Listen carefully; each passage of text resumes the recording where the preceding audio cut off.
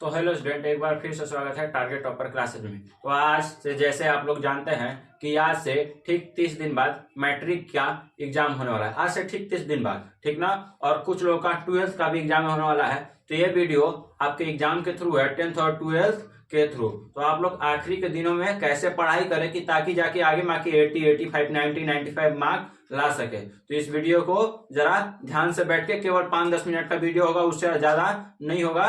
तो वही देख लीजिए कि कैसे आखिरी के दिनों में पढ़ाई किया जाता है, क्योंकि मैं भी एग्जाम दिया हूँ। आखिरी के दिनों में कैसे पढ़ाई किया जाता है ये आपको कोई नहीं बताएगा, लेकिन बताना मैं जरूरी समझा, इसलिए वीडियो आपको अपलोड कर देता हूँ, ठीक ना। तो ये वीडियो आप सभी के लिए है, थोड़ा देर आप बैठ के देख लीजिएगा कि आखिरी के दिनों में कैसे पढ़ाई करिए। तो चलिए वीडियो को स्टार्ट करते हैं।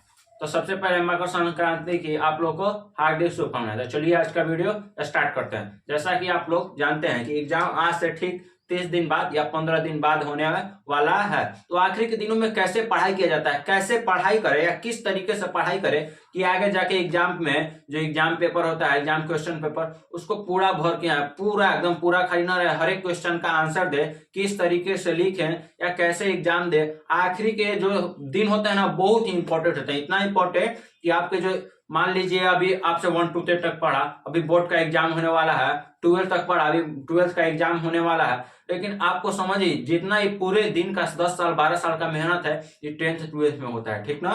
तो ये 10th 12th का आखिरी के जो लास्ट 30 दिन है बड़ा ही इंपॉर्टेंट होता है, ठीक ना। तो चलिए आज हम समझते हैं। सबसे पहले समझिएगा, मान लीजिए अभी एग्जाम में कितना दिन है, 30 डेज है।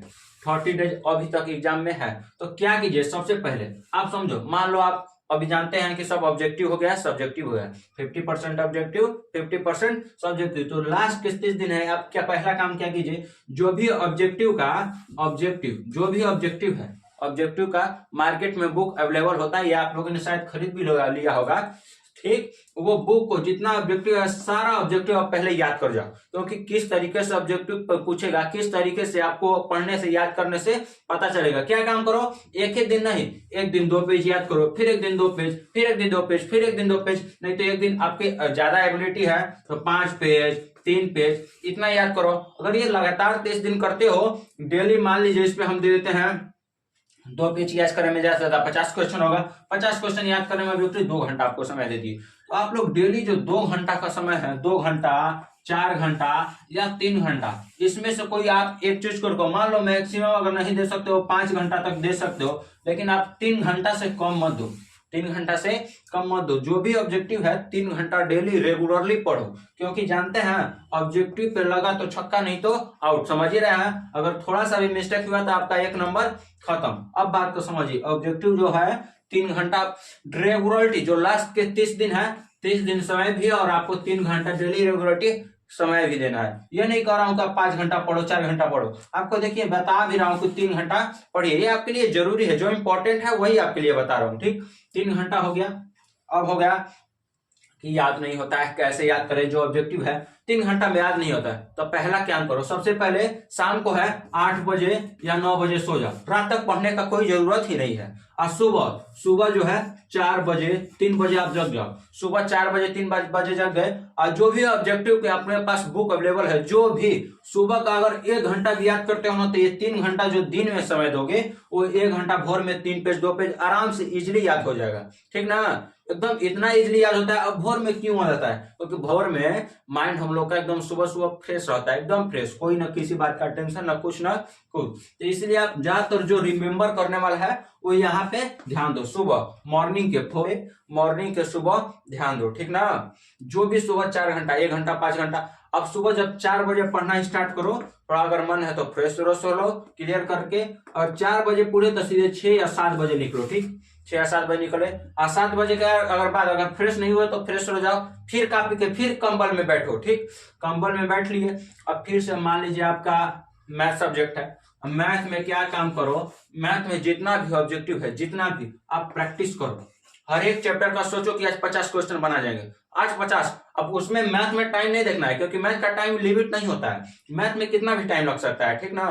तो डेली आप समझा करो कि डेली अगर मैथ है तो 50 क्वेश्चन डेली बना ले, मान लीजिए मैथ हमको जहां तक लगता है 15 चैप्टर है, कितना 15। अगर डेली 50, 60 या 100 क्वेश्चन बनाते हो, ऑब्जेक्टिव का कितना, एक क्वेश्चन पे 30 सेकंड, जैसे कि आप लोग को ट्रिक भी बताते हैं अपने चैनल पे पर वीडियो पे, किस ऑब्जेक्टिव को किस तरीके से सॉल्व किया जाता है, वैसे तो आप इस समझो कि एक क्वेश्चन में 30 या 1 सेकंड, तो 50 क्वेश्चन हुआ, तो 50 क्वेश्चन को 25 मिनट लगेगा। ठीक वैसे ही आप ध्यान दो कि मान लो आप 100 क्वेश्चन बनाना है तो 50 मिनट लगेगा, ज्यादा ज्यादा 1-1.5 घंटा या 2 घंटा, लेकिन टाइम मैथ में लिमिट नहीं होता है, ठीक ना।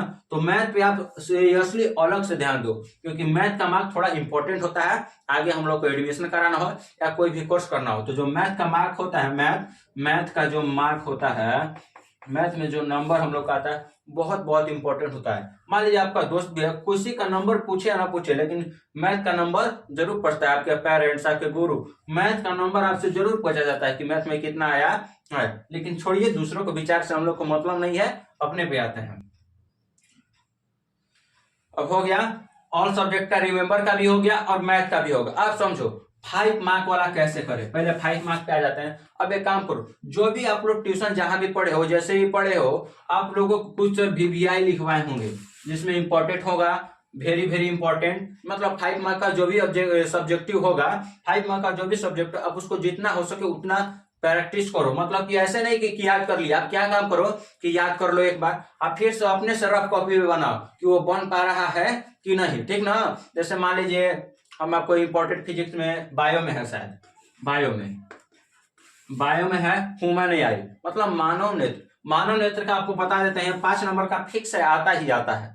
मान लीजिए 1-2 साल मिस कर देगा, फर्स्ट या सेकंड पेपर में दे ही देता है, ये 5 नंबर का आता है। तो क्या करो, मानव नेत्र ह्यूमन आई को पहले आप बनाओ, उसके बारे में डिटेल लिखो, आपसे हो पा रहा है कि नहीं, तब समझो। अगर हो गया तो 5 मार्क का कंप्लीट हो गया, जो 5 नंबर है वो आपका कंप्लीट हो गया, ठीक ना। अब यहाँ पे जो लास्ट के 30 दिन है उसमें ध्यान दीजिए, 3 घंटा हो गया, 3 आवर हो गया ऑब्जेक्टिव याद करने में। और यहाँ पे मान लीजिए लगभग मैथ में 2 आवर हो गया मैथ में। बाकी अदर सब्जेक्ट का, ठीक, अदर सब्जेक्ट का जो 2 नंबर का है, जितना आप लोग फेयर बनाते हो, सारे स्टूडेंट लगभग फेयर बनाते हैं, जो पढ़ते हैं सारे फेयर बनाते हैं। तो फेयर जो है, फेयर को हर एक सब्जेक्ट पे, हर एक अलग अलग सब्जेक्ट पे 1-1 घंटा समय दो। मान लीजिए 5 सब्जेक्ट है तो 5 घंटा इधर आप समय दे दो। कितना हुआ, 5 दिन 8 2 10। अब क्या करना है आप समझो, आपको 10 घंटा डेली पढ़ना है, ठीक। अब बताया सर इसमें सारा दिन पढ़ेंगे तो खेलेंगे कूदेंगे, खेलो कूदो, वैसे खेलने कूदने का टाइम नहीं है। शाम में कभी दोस्तों के साथ गए, टहल लिए 1 घंटा, उससे ज्यादा नहीं, 1 घंटा टहल लो, बहुत है। अगर आपके पेरेंट्स या कोई दोस्त बुला रहा है, काम दे रहा है, तो वो कुछ नहीं, आप मत जाओ, 1 महीने के लिए सीधे त्याग दो, सब सन्यासी बन जाओ कि हमके किसी से मतलब नहीं है, सीधे एकदम एग्जाम टारगेट आपका होना चाहिए। एक बात को आपको क्लियर कर देता हूं, अभी भी आपको अगर लाइफ में कोई टारगेट नहीं रहता है तो कोई इंसान आगे नहीं बढ़ पाता है, ठीक ना। तो आप लाइफ में हमेशा एक टारगेट लेके चलो, आपका गोल होना चाहिए, ठीक ना। तो टारगेट पे थोड़ा ज्यादा ध्यान दो। अब आपको टारगेट बनाओ कि मान लीजिए हम एग्जाम होगा, अभी एग्जाम होगा, तो उस एग्जाम में हम कितना मार्क ला सकते हैं, उसको टारगेट बनाओ। मान लो आप 80% टारगेट बनाए, 80% टारगेट बनाए, 95% बनाए, तो 95 में 95 नहीं होता है बच्चों के साथ, ये गलत होता है जितना टारगेट। लेकिन 95 नहीं लोगे तो 90 तो आ ही जाता है, ठीक ना, 90 आ ही जाता है। तो आप एक टारगेट लेकर चलो कि किस तरीके से पढ़ाई करना है, कैसे। तरीका तो आपको बता ही दिए हैं, चलने का टाइम। अब थोड़ा इसमें रेस्ट करो, 8 घंटा आप नींद ले लो, 8 घंटा से 8 10 18 हो गया, 6 बचा। अब 6 घंटा में आपको कुछ भी करना है, फ्रेश रोज खाना वाना कुछ भी करो, लेकिन हाँ रेगुलरिटी में 10 घंटा जरूर पढ़ाई करो। मान लीजिए आप 1 साल पढ़ाई न किए तो 30 दिन में मान लीजिए डेली 10 घंटा पढ़ाई कीजिएगा, तो 3 पे 300 घंटे। अगर आपका लाइफ बदल सकता है, आपका जीवन बदल सकता है, आपका कुछ करियर आगे क्या होने वाला है, आपका करियर थ्रू कर सकता है, तो ये 300 घंटे क्यों ना दे। सारा दिन सारा टाइम वक्त बर्बाद किए, कोई बात नहीं, लेकिन ये 300 घंटे आपके लिए बहुत जरूरी है। तो आप ये 300 घंटे को ध्यान दो। कैसे पढ़ाई करें बता ही दिए, ध्यान दो।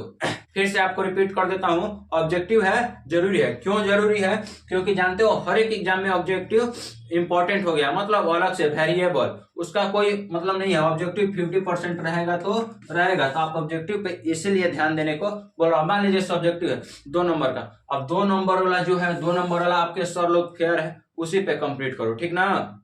ये जरूरी है, समझ में आया। तो आप लास्ट के 300 घंटे इतना ध्यान दो, इतना ध्यान दो, मन लगा कि इतना कर दो कि आपके गार्जियन पेरेंट्स कोई भी बोले लड़का पढ़ रहा था इतना दिन मेहनत किया नहीं हुआ, उसका बात नहीं है, लेकिन होगा क्यों नहीं? क्यों? मान लीजिए असफलता एक चुनौती ना है जी। मान लीजिए हम असफल, मान लीजिए आप एक एग्जांपल देकर समझाता हूँ। जैसे आप लोग क्रिकेट भी खेलते होंगे, क्रिकेट के बारे में लेते हैं। हम जो लोग जानते हैं एक ओवर में 6 बॉल होते हैं। 6 बॉल में आपको टारगेट है कि 6 बॉल में हमको 3 बॉल 6 मार देना है। जो 3 बॉल आएगा 6 में उसको 6 मार देना है। तो आप 3 है उसको पहले फिक्स करो कि 3 को 3 मार देना। बाकी 3 से हम लोग को मतलब नहीं है रन जाए या न जाए, लेकिन 3 6 आपको मार देना, ऐसे फिक्स करो। जैसे मान लीजिए यहाँ पे 50% ऑब्जेक्टिव यानी 50 नंबर का ऑब्जेक्टिव होता है, तो उसमें 40 या 45 आप कंप्लीट करो, ज्यादा से 49 तक या 50 तक कंप्लीट करो कि इसमें मेरा गलत नहीं होना चाहिए, इतना नंबर मेरा आना ही आना चाहिए, इसमें कोई कमी नहीं। जैसे मान लो कि सर हम पढ़े नहीं है, पीछे का आगे मेरा सिलेबस ही कंप्लीट नहीं है, ऐसा बहुत सारे बच्चों के साथ हुआ है। तो आपको एक तरीका बताता हूँ, जरा ध्यान दीजिएगा। मान लीजिए आपकी हिंदी में 12 चैप्टर है, ठीक? 12 चैप्टर है।